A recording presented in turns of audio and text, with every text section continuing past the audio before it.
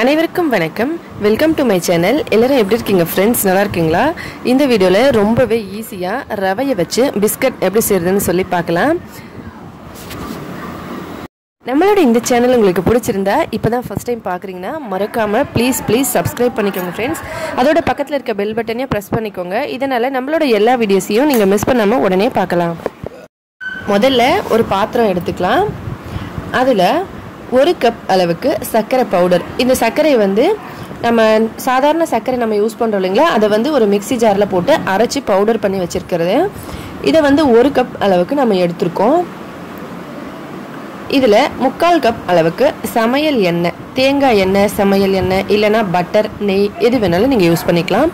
இதை நல்லா கலந்துக்கலாம். இந்த மாதிரி எல்லாத்தையும் ஒன்றா சேர்த்து நல்லா கலந்தோம்னா சர்க்கரை வந்து நல்லா கரைஞ்சி இந்த எண்ணெயில் நல்லா ஒன்றா சேர்ந்து வரும். கொஞ்சம் நம்ம இந்த மாதிரி ஒரு 2 நிமிஷம் போல் நல்லா கலந்தோம்னா பிஸ்கட் வந்து ரொம்ப சாஃப்டாக இருக்கும். பாருங்கள், இப்போ இந்த மாதிரி எல்லாத்தையும் ஒன்றா சேர்த்து நல்லா கலந்தாச்சு. பார்க்குறதுக்கு இந்த மாதிரி தான் இருக்கும். இதில் 1 கப் அளவுக்கு ரவை சேர்த்துக்கலாம். இதோடவே 3/4 கப் அளவுக்கு கடலை மாவு சேர்த்துக்கலாம். இதை சேர்த்துட்டு நல்லா கலந்துக்கலாம். இந்த மாதிரி இதில் நீங்கள் தேவைப்பட்டால் ஏலக்காய் பவுடர் சேர்த்துக்கலாம் வாசனைக்காக, இல்லைனா வெனிலா எசன்ஸ் கூட சேர்க்கலாம். நான் எதுவும் சேர்க்கலை. இப்போ இது எல்லாத்தையும் ஒன்றா கலந்துட்டு இந்த மாதிரி இது எல்லாத்தையும் கையில் இந்த மாதிரி ஒன்றா பிசைஞ்சிக்கலாம். ரவை வந்து எப்படியும் கொஞ்ச நேரம் வச்சோம்னா தண்ணி பட்டவுடனே ரவை வந்து உப்பி வரும். இது எல்லாருக்குமே தெரிஞ்சிருக்கும்.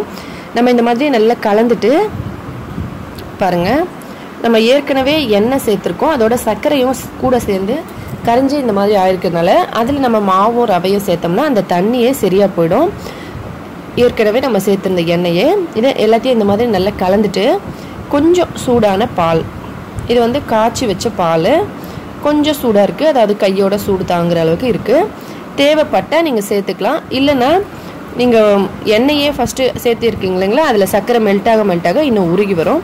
இந்த மாதிரி கன்சிஸ்டன்சி வர வரைக்கும் நீங்கள் ஒருவேளை உங்களுக்கு முதல்லையே நீங்கள் ஒருவேளை எண்ணெய் அதிகமாக சேர்த்துட்டிங்கன்னா இந்த மாதிரி கன்சிஸ்டன்சி வந்துச்சுன்னா அப்படியே விட்டுருங்க, பால் சேர்க்க வேண்டாம். வரலைன்னா இந்த மாதிரி சேர்த்துக்கோங்க. இது பாருங்கள், பார்க்குறதுக்கு இந்த மாதிரி தான் இருக்கும். இப்போ இதை நம்ம கொஞ்ச நேரம் அப்படியே வச்சிடலாம். ஏன்னா ரவை வந்து கொஞ்ச நேரம் கழித்து பார்த்தோம்னா உப்பி வரும். அதனால் நம்ம கொஞ்ச நேரம் வச்சுட்டு பார்க்கலாம். இப்போ பாருங்கள், கொஞ்ச நேரம் ஆயிருக்கு. நம்ம பிஸ்கட் செய்யும் போது இந்த மாதிரி கையில் கொஞ்சம் எண்ணெய் தடவிக்கிட்டு இதை எடுத்துக்கலாம். இதோட கன்சிஸ்டன்சி நமக்கு பிஸ்கட் செய்யும் போது இப்படி தான் இருக்கணும். ஒருவேளை முதல்லையே கொஞ்சம் தண்ணி மாதிரி இருந்தாலும் நீங்கள் பிஸ்கட் செய்யும் போது இந்த கன்சிஸ்டன்சிக்கு கொண்டு வந்துடுங்க. இதை இந்த மாதிரி நல்லா கையில் உள்ளங்கையில் வச்சு ஒரு ஷேப் கொடுத்துக்கலாம். இப்படி சின்னதாக எல்லாத்தையும் இதே மாதிரி செஞ்சு வச்சுக்கலாம். உங்களுக்கு எவ்வளோ பெரிய சைஸில் பிஸ்கட் வேணுமோ அந்த அளவுக்கு நீங்கள் இதை எல்லாத்தையும் செஞ்சுக்கலாம். இப்படி மாவு வந்து ஒருவேளை நீங்கள் பால் அதிகமாக சேர்த்துட்டிங்கன்னா கெட்டியாகிடுச்சு, ரொம்ப தண்ணியாக ஆகிடுச்சுன்னா எக்ஸ்ட்ரா கொஞ்சம் கடலை மாவு சேர்த்துக்கோங்க. அப்படி இல்லை ரொம்ப கெட்டியாக இருந்தால் பரவாயில்ல, கெட்டியாக இருந்தால் எந்த ப்ராப்ளமும் இல்லை. ஆனால் நம்ம வந்து பிஸ்கட் செய்கிறதுக்கு முன்னாடி அந்த கன்சிஸ்டன்சி காட்டணும் இல்லைங்களா, அதே மாதிரி இருக்கணும். இப்போ ஒரு தவா எடுத்துக்கலாம். அதில் கொஞ்சமாக எண்ணெய் தடவிட்டு அதுக்கு மேலே பட்டர் பேப்பர் அதை வச்சுட்டு அதுக்கு மேலே கொஞ்சம் எண்ணெய் ஊற்றி இதை எல்லா இடத்துலையும் இந்த மாதிரி தடவிடலாம். ஏற்கனவே பட்டர் பேப்பர் எப்படி செய்கிறதுன்னு சொல்லி நம்ம சேனலில் அப்லோட் பண்ணியிருக்கோம். நீங்கள் பார்க்கலன்னா பாருங்கள். இந்த மாதிரி எல்லாத்தையும் நல்லா தடவிட்டு மேலே எண்ணெய் தடவிட்டு அதுக்கப்புறம் நம்ம ரெடி பண்ணி வச்சுருக்க பிஸ்கட் எல்லாத்தையும் இதில் வச்சிடலாம். உங்களுக்கு எவ்வளோ பெரிய சைஸில் வேணுமோ அந்த சைஸில் வச்சுக்கலாம். உங்களுக்கு பட்டர் பிஸ்கட் வேணும்னா நீங்கள் எண்ணெய்க்கு பதில் 1 கப் பட்டர் சேர்த்தும் செஞ்சுக்கலாம். பட்டரில் சர்க்கரையை சேர்த்து நல்லா கரைச்சிட்டு அதாவது கலந்துட்டு அதுக்கப்புறம் நீங்கள் ரவையும் கடலை மாவையும் சேர்த்துக்கலாம். இதே போல் எல்லா பிஸ்கட்டையும் நம்ம ரெடி பண்ணி வச்சிடலாம். உங்களுக்கு இதை விட இன்னும் பெருசாக வேணும்னாலும் நீங்கள் ஒரு தவாவில் எவ்வளோ பிடிக்குமோ 2 இல்லை 3 அந்த மாதிரி ரொம்ப பெருசாக கூட செஞ்சுக்கலாம். இது வந்து நார்மலான பிஸ்கட் சைஸில் வச்சுருக்கோம். இதுக்கு மேலே கொஞ்சம் நட்ஸ் பவுடரோ இல்லைனா தேங்காய் துருவலோ கொஞ்சம் சும்மா அழகுக்காக வச்சுக்கலாம். அவ்வளோதான்.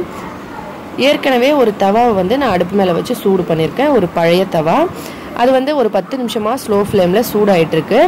அதுக்கு மேலே நம்ம இந்த தவாவை எடுத்துகிட்டு போய் வச்சிடலாம். இந்த மாதிரி பழைய தவா மேலே இதை வச்சுட்டு தட்டு போட்டு மூடிட்டு ஒரு 20 நிமிஷம் லாஸ்ட் ஸ்லோ ஃப்ளேமில் வச்சு வேக வைக்கலாம்.